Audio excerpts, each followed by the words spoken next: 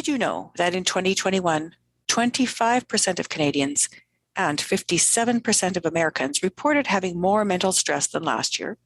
Stress affects focus, decision-making, follow-through, and ability to see the forest for the trees. Let's bring some calm and order into our lives, shall we? Productivity Toolkit 2022 to the rescue. Our toolkit can bring you a breath of fresh air for better focus, help you organize, and get systematic. You get 12 actionable templates to use immediately, and you're invited to quarterly workshops about how to apply each tool now. With the 2022 Productivity Toolkit, you get 24/7 access to all the templates and tips on how to use them. This year, I divided the toolkit into 4 key themes focused on systems: power of one, power of two, power of team, and the power of scale. I know you will love them. Here's what one customer had to say about last year's toolkit.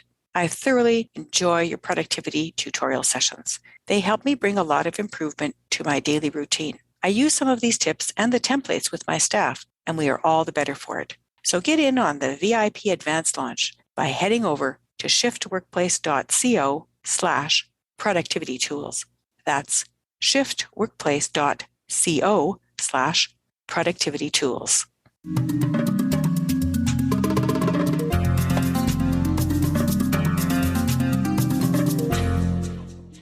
Hello, Culture and Leadership Connections podcast listeners. Today, I'm really happy to introduce to you Yadi Caro, who was born and raised in Puerto Rico. She started her career as a journalist and editor focused on Latin American affairs and Hispanics in the United States. After a few years, she transitioned to communications consulting and has been working since then in the defense sector. Her skills in communication strategy and management led her to a career in information technology, where she works with customers to define the best tools they can use and software developers to build great products. Along the way, she's attained a lot of certifications and also is working on organizational behavior graduate student work at Harvard. And as part of her learning journey, she has created a podcast, which I really love, called the Hardcore Soft Skills Podcast, where she speaks with experts on the specific soft skills needed to make things happen for career success. She is a mom of 2 boys aged 8 and 3 and loves to travel and has been, in fact, to 32 countries so far. Welcome, Yadi. So nice to have you on the podcast. Thank you so much. I'm very happy to be here. And thank you for the kind words about the podcast. I listen to your podcast as well, and I really enjoy the conversations that you have. You know, I am reading a book now called Show Your Work. I don't know if you've seen that book before, but in the Show Your Work book, they talk about how important it is for people who are like-minded to actually create scenius, which is to create a scene of a group of people who create genius because they are in the zone together and they stay in touch with each other. And I was thinking, I know, I love it too. When I was hearing that on the audio version of the book, I was thinking, oh, Yadi would be a good person to add to my Senius list that I need to start and interact with, because your podcast has so many things that link to mine. You know, like we have similar but different topics and guests, but relating to this whole process of leadership and career success. Yeah, I would love to be part of your circle. So absolutely, yes. I love that concept. All right, we're in. We'll be the first 2 members and we'll add more in later. Yeah. So tell the audience a little bit about who you are and what you do from outside of the formal bio. Well, yeah. So one thing that you've already mentioned in the introduction, yes, I'm from Puerto Rico and I was born and raised there. And when I moved from Puerto Rico to start my graduate studies over in Florida, where a lot of Puerto Ricans moved to, and I've kind of always pursued things that interest me. So I started as a journalist, and that helped me a lot to kind of get out of my shell because I was always a very shy person. And then I had the opportunity to transition to work into more an international magazine, which was actually a military magazine. And that's how I entered into the world of working with the military, the U.S. Department of Defense. And I've been working with them for the past 10 years. I've never been in the military, but I've been working with them and I really enjoy that. And currently I'm actually living in Germany, but I'm interested in moving back to Florida. So it will be a very interesting transition because I've been living here for 6 years with my family, and it will be kind of a acculturation back to the life in the United States. So yeah, it's very interesting. And as you mentioned, I host a podcast and I've always been interested in human behavior and management. So I've tried to combine my interest in management, human behavior, as well as work with customers and in the tech world. So I'm trying to find like a synergy among all those fields. That's great. You may want to rethink the idea of going to Florida because they're having so many issues with climate change, with flooding and things like that. Yeah, absolutely.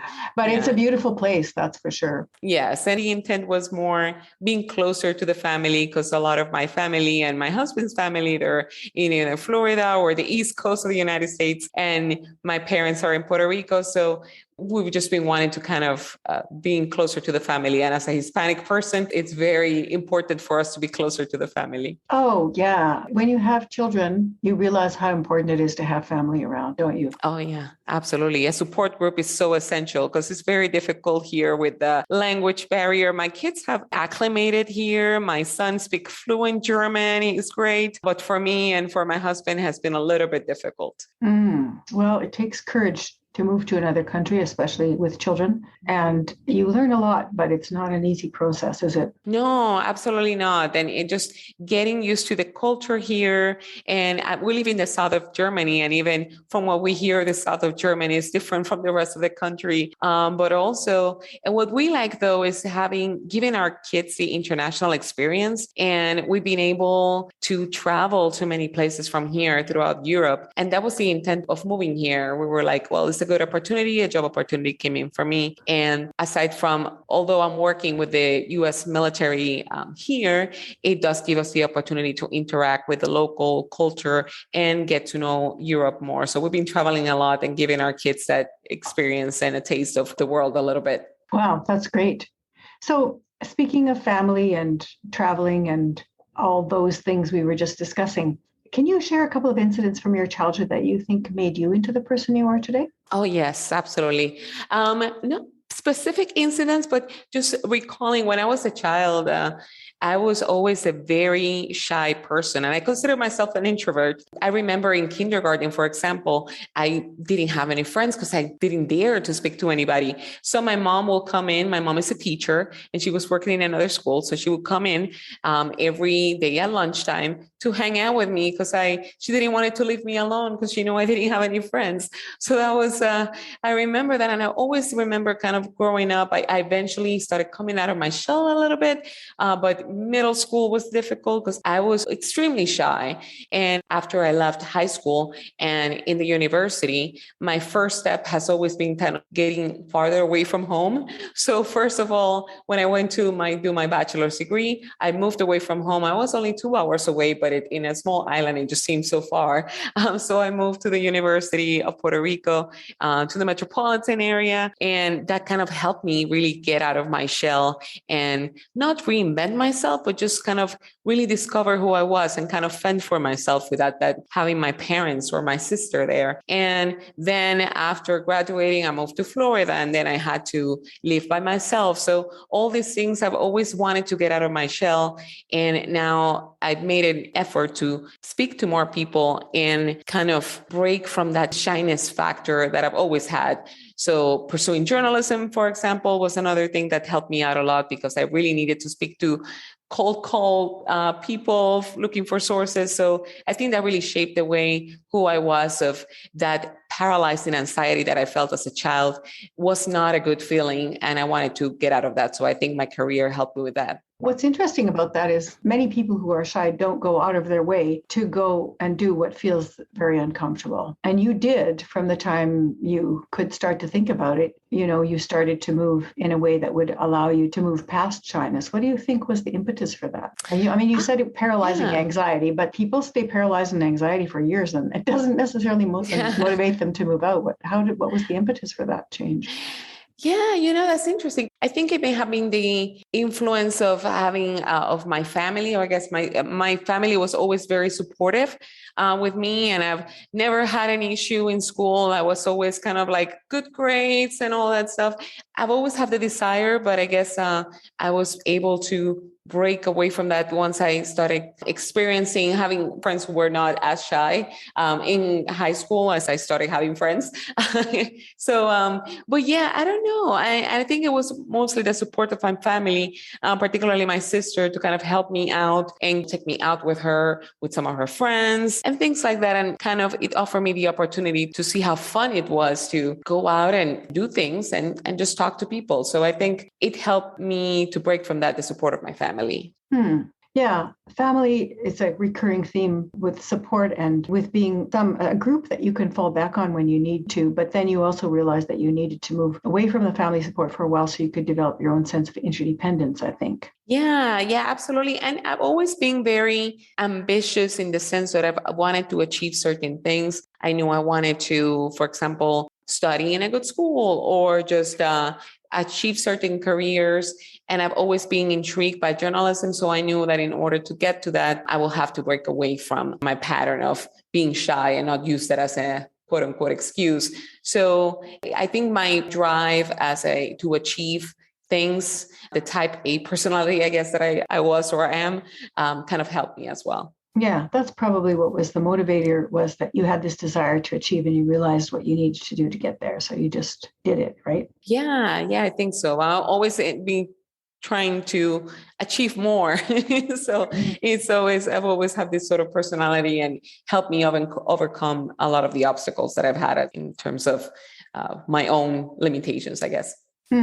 But also there are gifts with being shy because you're sensitive to the environment, you listen intensely, you observe. All those kinds of things are necessary if you're going to be a good journalist. Yes, absolutely. And I think being shy really helped me because I feel a lot of empathy in terms of trying to be inclusive when it either comes to meetings or seeking out the opinions of others. So understanding that there's some people overtake conversation or a meeting or something along those lines, I've always tried to be inclusive and try to find those people that may not be just willing to talk, or try to feel at least everybody comfortable. That's always something very significant for me, that I want to make sure that everybody in a room feels comfortable. That's definitely an important gift to bring to any group. So speaking of groups, the groups that you were born into, so Puerto Rican culture would be one, and your family for sure, but there may be other groups that you were born into. It could be a region, can be your religious group that you're either in or surrounds you, can be language groups that you were born into. What would you say has influenced your sense of culture and self right now? Yeah, that's interesting because the farther I moved from home, it kind of brought me into different circles. So for example, as I moved from my hometown in Puerto Rico to the metropolitan area, kind of put me into, I'm not from metropolitan area. I kind of feel identified with a more, not countryside, but I felt some identity with that. Once I moved to Florida and I went to this master's program that it was specifically for Hispanic journalists, and we all felt this sense of commonality within journalism of we're all Hispanic. I was very involved with the Hispanic journalism associations.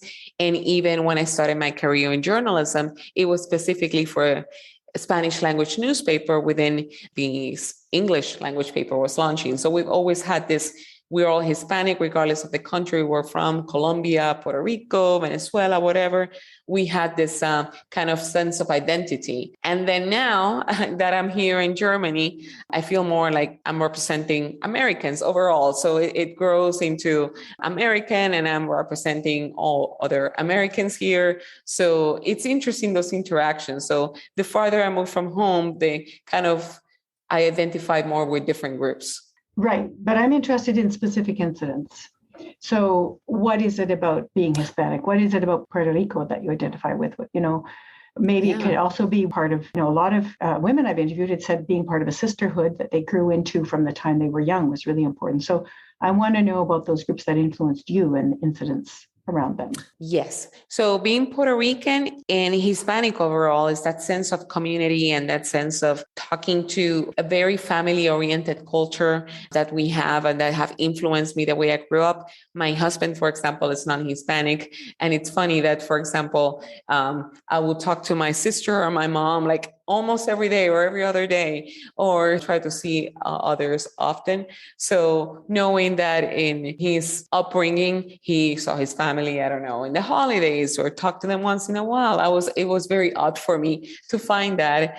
And as a professional woman, I like that you mentioned sisterhood, because I've had always surrounded myself with other professional women that we've always strived to achieve success in our careers. And it's always been very great to have those successful women to look up to, and that we support each other, whatever we are, whatever field we are. It helps us or it helps me at least, to be able to succeed, because I work in a world where most of the people are men. So it's very important to be assertive and to kind of not feel intimidated. And it's always good to have this group of friends that kind of trust you and trust that you can achieve many things. So would you say that comes from your experience with having a close relationship with your sister and your mother? Yeah, that too. And although as I came here to the United States, I created a great group of friends of all professional women. Right. But you keep defaulting to where you are now, but I want to know about where you came from.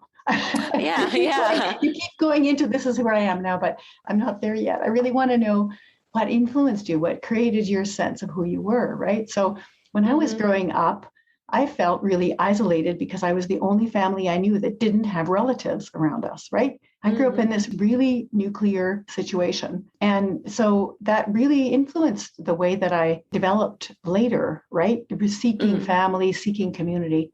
So what I'm trying to find that something like that from you about what's influenced. It could be like another person I interviewed grew up playing football all the time with all his cousins, right? Twice a week they were out there playing with, there's like 35 of them all playing football together. And that sort of sense of sport together as a family was really foundational for him. So that's what I'm asking, is those early few years that you were born into those groups.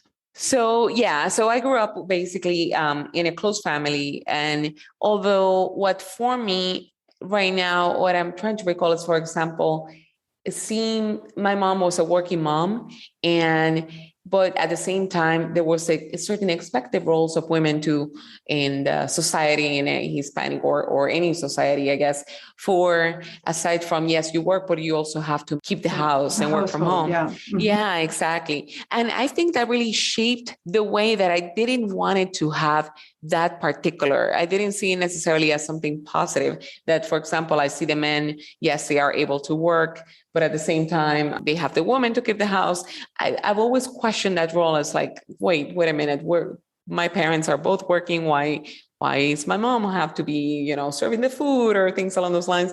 So I've always wanted to have some sort of equal partnership. And I think that kind of helped shape the way I have my family now, in terms of that. I truly believe that myself and my husband really have a kind of equal partnership. He's actually a stay-at-home dad at this time. So that kind of shaped the way I saw the world, because I've always questioned, yes, if women can work, but also why do they have to keep this kind of role of being the keeper of the house and that sort of thing. So it was a good upbringing that I have, not saying anything necessarily negative. It was just a matter of that I've always questioned, if we have a society that wants to be equal, why do the women always have to be relegated to the supporter of the house when we can have a truly equal partnership? Mm-hmm. Yeah. You wanted to see everybody contributing equally and fairly. Exactly. Yeah. And then you chose to belong to journalism groups, but you stayed still within Hispanic language and Hispanic issues. So that's kind of like a crossover. Journalism would have been new, and that would have been a new group with new cultural norms. But then you had the familiarity of the language in common. So I'm just wondering, from the groups that you chose to belong to, what would you say you've adopted into your leadership style?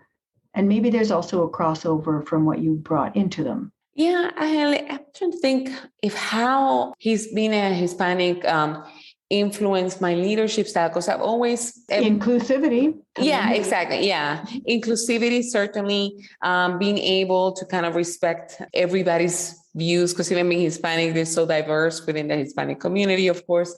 So yeah, inclusivity, being welcoming, being that kind of helped shape, I guess, the leadership style I have right now. Yeah, so you would have brought that in, but then journalism has its own culture. people can move from one country to another as journalists. They'll still understand each other. They'll have a similar, this is how we do things around here idea. There will be some things that are different, but what about journalism culture has influenced you? As a journalist, yes, something that would describe the overall journalism community is skepticism in a way, or trying to find the real reason of things and asking a lot of questions. And even right now, as I find myself in any meeting, I'm always putting the journalism hat into asking a lot of questions, why, a lot of whys, a lot of trying to find like, what's the real story here, that sort of thing. So I think that's something that definitely I got from being part of the journalism community, having that curiosity and not just taking things as they are. It's always wondering what's behind something and seeking also to talk to people or just to talk to more people or try to find the right sources, so to speak. So I think that's something that kind of every journalist shares in terms of trying to find the good story of having that curiosity for finding the real reason of things. And you don't think you had that before? Before becoming a journalist? Yeah. I did in a way, but I think it helped me cultivate that without fear. As I became a journalist and realizing that if I don't have the story, nothing's going to be published and I'm going to be fired. So it kind of forced me into, I need to lose my fear of being shy, need to make some calls and make sure that the information I publish is accurate, because you would get calls as a journalist saying, oh, wait, I didn't say that, or you misconstrued my words, or things along those lines. So it's always important to have backup information to make sure that you really got the right details and to form that story. So that kind of helped me cultivate that more, because I had the curiosity, but what I lacked was the actual courage to ask those questions. And I think it really helped me with that. So my next question is about the difference between temperament and personality, temperament being what you're born with and personality you've added on as you went through life experiences and education and shaped yourself. And so I think from what you've been saying so far, really the predominant aspect of your temperament was to be very introverted, but you also had this desire to learn and you were really curious. And then that pushed you into being more courageous, almost like a journalist has to be almost confrontational, but also very rigorous. Like those things for sure you would have added on. But what else? Oh, organizational skills, certainly. Since I was a little kid, I've always been very disciplined. I always had the good grades and all that. So I think that has helped me as well, being able to achieve many things and multitask. And like, for example, being a mom right now and having the podcast and having the full-time job. If I didn't have that particular discipline early on and cultivated that throughout growing up, it would have been difficult for me to complete a lot of the things that I'm doing right now. So I think I had as part of my either just something that I grew up with, that it's not necessarily shared about all the members of my family, is that that kind of discipline and organizational skills, I guess. Yeah. So you started out that way and then you added on. Let's go to Germany, right? Is there something from Germany that you think you've adopted into your culture? I know I've lived in different countries and there were pieces that I took with me that I continued. Yes, that's a good question, because we're getting ready to move back to the States. Our main fear is when we say, oh, we would like to keep this kind of European culture. And when we say that, we specifically mean, like, for example, here, it's a great sense of, on Sundays, everything is closed. There's no store open, only a few, and people just go out and walk with their families. And just having that as a person who always being go, go, go with things, just having that ability to, hey, on Sundays, on the weekends, let's just relax, go to the park, do something, enjoy the outdoors. So just that stepping back, that's something that I'm fearing that in the American culture sometimes is not necessarily that we have. So I think that's something that I will certainly take with me and that I hope to continue implementing, is just the ability to step back. And if you say you're on vacation, you're truly on vacation. Nobody should bother you or give you a call or things along those lines. So that's something that I really like about this culture. Something that they do in Germany, which is probably every country in the world should adopt, is to give people 2 weeks of health break and 2 weeks of vacation. And health break means, massage, spa, sport training, going for complementary health things and places, and it's just for people's well-being. And probably since you're working for a U.S. organization, you're not getting that. It's attention to well-being that's similar to what you're talking about, taking the Sunday and just being with your family or just enjoying the downtime. That sense of well-being, it's throughout Europe, but in Germany, they've kind of put it into the structure of things. Yeah, that's very nice. And yes, as you say, unfortunately, I don't have that. What we've been trying at least to work within, I guess, the system I'm working with is because everything seems so accessible here in Europe. We can travel. So let's say if I don't have enough vacation time, I will go like on a Friday and to Sunday, let's go to a country. Let's go to Italy this weekend. Sure. So, and we'll do that and just making a deliberate effort to just take time with the family to either just be outside and enjoy ourselves is something that we certainly need. And I want to keep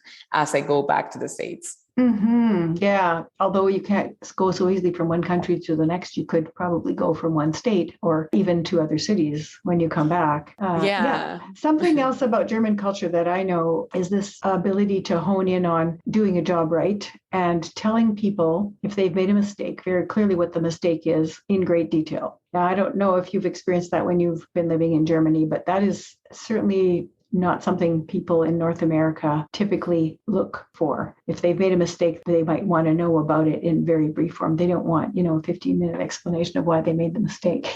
Yeah.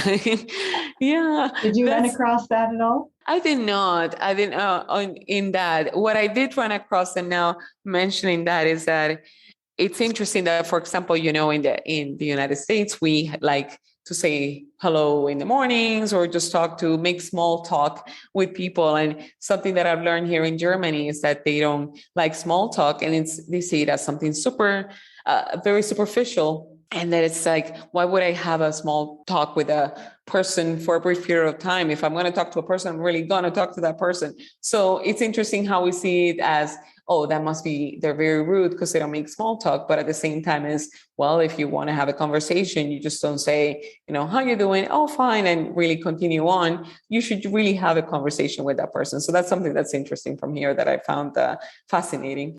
Mm-hmm. Yeah. The more you experience something different, the more you discover where your own affinities lie or where your own experience lies.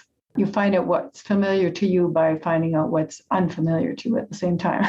Yes. So I'm sure you've experienced this quite a few times, but can you recall a time when you were aware that your cultural understanding was specific to your culture and not just normal? Yes. The example, when I talked before a little bit about when coming to the United States and realizing that not everybody talks to their mom or their sisters for every day. So that's something, or even like every week or something along those lines. That was something that was kind of very interesting for me to realize, like, oh, do you only talk to your family for, every Christmas or something like that during the holidays? So that was something that I thought it was particularly different. I knew coming here to Europe will be different in terms of good mornings to the people or just making small talk. That was another big thing. Yeah, I guess those were the main things. When was the shock of moving from Puerto Rico to the United States, and just that the way the relations with the family was the biggest shock for me. Mm-hmm, mm-hmm. So we're reaching the end of the interview, and I'm wondering, when people hire you for something, which they do quite regularly, what are some tips that you could give to an employer on the best way to work with Yadi? So, what brings out the best in you?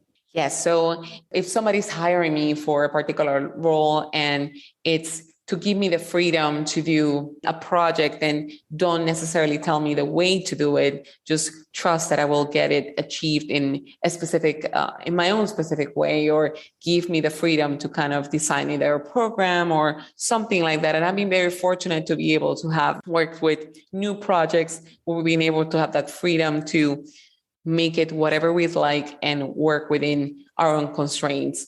So that's something, as a supervisor and as a colleague, I really enjoyed working with people that like to get things done, to solve a problem and move on to the next problem. So just people that are very focused on getting the results and working together with the group to get there. Absolutely. Yes. Yeah. Is there anything you'd like to promote? Yeah, absolutely. So the podcast that you mentioned earlier, so it's called Hardcore Soft Skills. And in each episode, what I've been trying to focus is talk about specific quote unquote soft skill. Because as you know that the soft skills are very difficult, that what the people call the soft skills are the non-technical skills like negotiation, communication, teamwork, and all those things really do provide the success for any project, regardless of the field. And what I've intended with that podcast is bringing experts, a lot of great authors and internationally recognized people to talk about that specific skill and give ideas to the people of how to really develop those. So you can listen to it on any podcast app or the website, hardcoresoftsskillspodcast.com. Mm-hmm. Yeah, Hardcore Soft Skills Podcast. It's a great name and easy to remember too. Is there anything else you'd like to say? No, I think this just overall, it's great to talk with you and to think about these things about the how culture and our upbringing shape us. So this has been a really great and interesting conversation. Oh, I'm glad you enjoyed it. I did too. Thank you so much for joining us today. And the information that you have shared is going to be in the show notes, so people can look you up and listen to more episodes of your podcast, and have a great rest of the day. Thank you.